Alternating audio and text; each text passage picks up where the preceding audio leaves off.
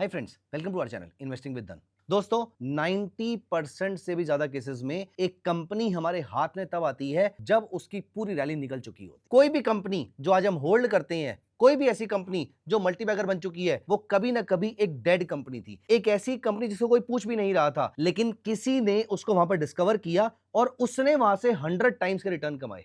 चाहे वो ट्रेंट हो, चाहे वो HAL हो, चाहे वो कोचिन शिपयार्ड हो, चाहे वो शुगर स्टॉक्स हो, चाहे वो कोई भी टाइप की कंपनी हो। दोस्तों फायदा सबसे ज्यादा उसी को होता है जो सबसे पहले ऐसे टर्न अराउंड को कैच करता है, जो सबसे पहले रिकवरी के टाइम पर इस कंपनी को पकड़ लेता है। हम में से ज्यादातर लोग रिकवरी आने के बाद परचेज करते हैं और तब तक उसकी वैल्यूएशन बढ़ चुकी होती है। लेकिन आज मैं आपके साथ अपना एक ऐसा स्कैनर डिस्कस करूंगा जिसमें you can find the recovery at reasonable price. RARP is the name of the scanner. इसके थ्रू आप रिकवरी वाले स्टॉक्स को ढूंढ सकते हैं, टर्न अराउंड वाले स्टॉक्स को ढूंढ सकते हैं, and that too at a reasonable price. Friends, मैं आपको यह दिखाऊंगा धन के स्कैनेक्स टर्मिनल पे। तो मेरे साथ साथ धन का स्कैनेक्स टर्मिनल ओपन कर लीजिए, which in itself is a gold mine of information and knowledge for you. तो दोस्तों धन के स्कैनेक्स टर्मिनल पे हम चलते हैं क्रिएट पे। हम इस स्कैनर को स्टेप बाय स्टेप क्रिएट करेंगे। आप मेरे साथ क्रिएट कीजिएगा और मेरी किसी भी कंडीशन को एज इट इज मानने की जरूरत नहीं है। आप इस कंडीशन के बारे में सोचिएगा। अगर आपको वो कंडीशन कन्विंसिंग नहीं लगती तो उसके अकॉर्डिंग पैरामीटर को अपने रिस्क कैपिटल के अकॉर्डिंग थोड़ा मोल्ड कीजिएगा। That is the best way to go forward. So guys, recovery at reasonable price, इसमें दो चीजें चाहिए। पहला, मेरी कंपनी की रिकवरी हो रही हो, दूसरा रीजनेबल प्राइस मिले। ये दोनों चीजें हम अपने स्कैनर में डालेंगे और हमारा स्कैनर रेडी हो जाएगा। और इस स्कैनर की सबसे खास बात यह है कि ये आप कभी भी रन कर सकते हैं, क्योंकि कोई ना कोई स्टॉक्स तो ऐसे जरूर होते हैं जिनमें रिकवरी या जिनमें टर्न अराउंड अभी शुरू हो रहा होता है। मजे की बात यह है कि ये स्टॉक पब्लिक के रडार पे 1 महीना, 2 महीना, 6 महीने, 1 साल के बाद आएंगे, लेकिन you will be one of the first peoples जो इसको नोटिस कर रहे होंगे।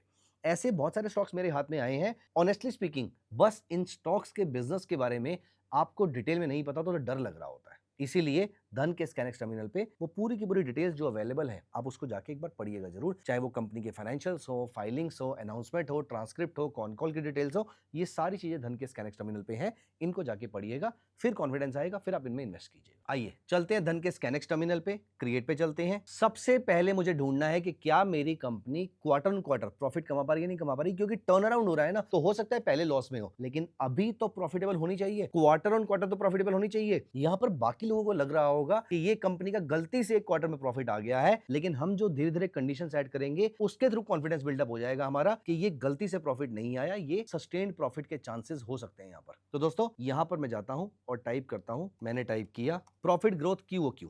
Profit growth quarter on quarter should be more than 10%। अब देखिए 2900 में से 1/3 कंपनी, सिर्फ और सिर्फ 1182 कंपनीज, 1182 कंपनीज ऐसी हैं जिनमें क्वार्टर ऑन क्वार्टर प्रॉफिट की वैल्यू 10% से बड़ी है। बाकी सारी कंपनीज की बड़ी भी नहीं है। इनमें टर्न अराउंड अभी नहीं आया, ये कभी ना कभी मेरे रडार पे आएंगे।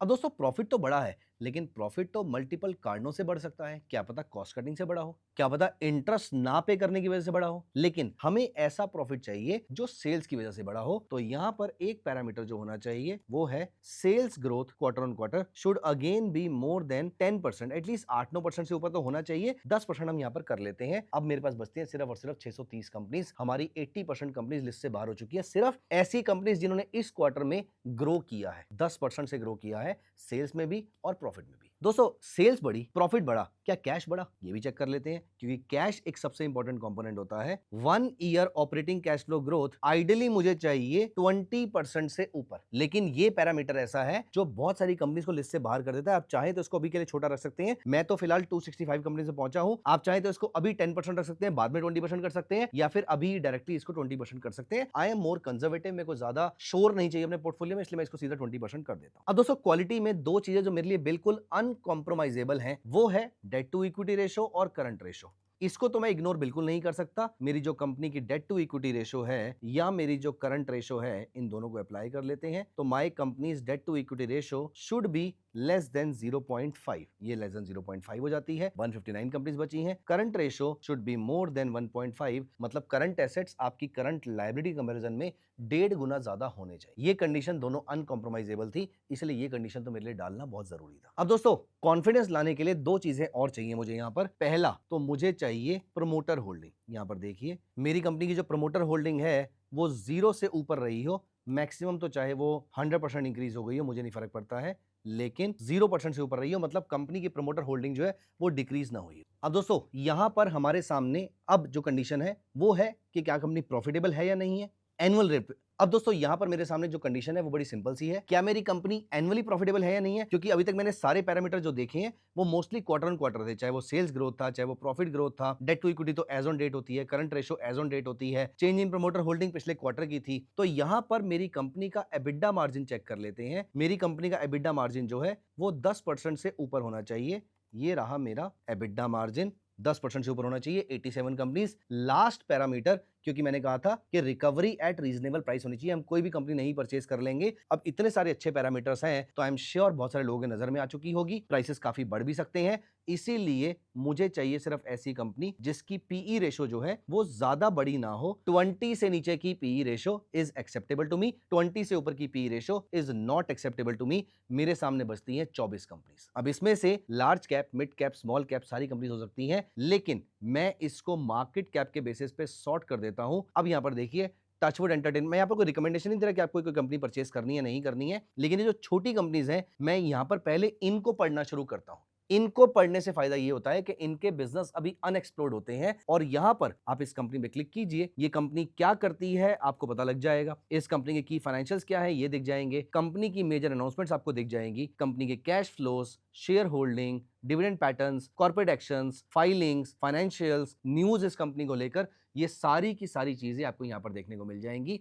और अगर इनमें से कोई कंपनी आपको अच्छी लगती है उसको आप डिटेल में स्टडी कीजिए, फिर आप उसको यहां पर इमीडिएटली बाय करने की जरूरत नहीं है। यहां पर एक ट्रिक है जो मैं यूज करता हूं, क्योंकि मैं फंडामेंटल्स, इतनी छोटी कंपनी के फंडामेंटल हम नहीं जानते होते हैं, तो यहां पर हमें टेक्निकल भी चाहिए। तो यहां पर मैं आ जाता हूं टचवुड एंटरटेनमेंट के चार्ट पे, तो ये आ जाता है टचवुड एंटरटेनमेंट, और इसका मैं डेली या वीकली चार्ट अप्लाई कर लूंगा, और यहां पर मैं अप्लाई करूंगा एक ऐसा इंडिकेटर जो मुझे क्लियरली बाय या सेल सिग्नल दे, कोई सब्जेक्टिविटी ना हो, क्लियर बाय या सेल सिग्नल दे। धन ने लेटेस्ट इंडिकेटर्स यूज किए हैं, फॉर एग्जांपल हल स्वीट एक इंडिकेटर है, तो आप यहां पर देखिए जब ये आपको बाय सिग्नल देता है तो काफी अच्छे रिटर्न्स प्रोवाइड करता है। अब जब ये मुझे दोबारा से यहां पर बाय सिग्नल देना शुरू करेगा, मैं यहां पर स्टॉक को परचेज कर लूंगा। I am not sharing any recommendation to buy और सेल हियर, मैं आपको सिर्फ ये बता रहा हूं कि किस तरीके से एक्चुअली में अपने ट्रेड को एग्जीक्यूट किया जाता है। अब इनमें से अगर आप चाहें तो एक कंडीशन और ऐड कर सकते हैं कि मेरा जो क्लोज है, my price should be, advance पे चलते हैं, it should be more then और इक्वल टू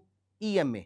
कौन सा ईएमए? मेरा 5 पीरियड ईएमए के ऊपर अगर प्राइस है, इसका मतलब इन्होंने रिकवर करना शुरू कर दिया है। For example pro FX tech, यहां पर हम चलते हैं, प्रो एफएक्स टेक, ये रही कंपनी। अब यहां पर देखिए इस स्टॉक ने यहां पर आपको बाय सिग्नल दिया था, और उसके बाद से ये स्टॉक पिछले 40 दिन के अंदर आपको 20% के आसपास का रिटर्न दे चुका है। Not a recommendation to do something, but इस तरीके से आप अपने लिए अच्छे स्टॉक्स ढूंढ सकते हैं। दोस्तों this is a beautiful scanner जिसका नाम है RARP, recovery at reasonable price. Reasonable price वो में पी बताता है, रिकवरी के सारे पैरामीटर्स हमने यहाँ पर ऐड कर लिए। अगर आपको स्क्रीनर चाहिए तो कमेंट्स में RARP लिख दीजिएगा। ये स्क्रीनर बहुत ही इंपॉर्टेंट स्क्रीनर है, जो भी कंपनीज रिकवर करना शुरू करेंगी वो आपकी रडार पे यहाँ पर आती जाएंगी। अब यहाँ पर दोस्तों आप चाहें तो इन स्टॉक्स को अपने पोर्टफोलियो में जो रखे हुए हैं, चाहे वो एग्जिस्टिंग है, चाहे आप इस स्क्रीनर के थ्रू परचेज करेंगे, इन स्टॉक्स को आप धन के प्लेटफॉर्म पे रेंट आउट भी कर सकते हैं और वहां से अपने लिए रेंटल इनकम भी अर्न कर सकते हैं। अगर आपको यहां पर कन्विक्शन है तो आप इन स्टॉक्स को MTF के थ्रू परचेज कर सकते हैं। 40 दिन में 20% रिटर्न, आपका MTF का चार्ज लगेगा अप्रॉक्सीमेटली 1.5% के आसपास, लेकिन यहां पर आपने 40% के आसपास का ROI कमाया। दोस्तों अगर आपको स्क्रीनर चाहिए तो कमेंट्स में RARP लिख दीजिएगा, ये स्क्रीनर हम आपके साथ शेयर कर देंगे। मिलते हैं अगली वीडियो में, bye bye, take care of yourself. Investments in the securities market are subject to market risk. Read all the related documents carefully before investing.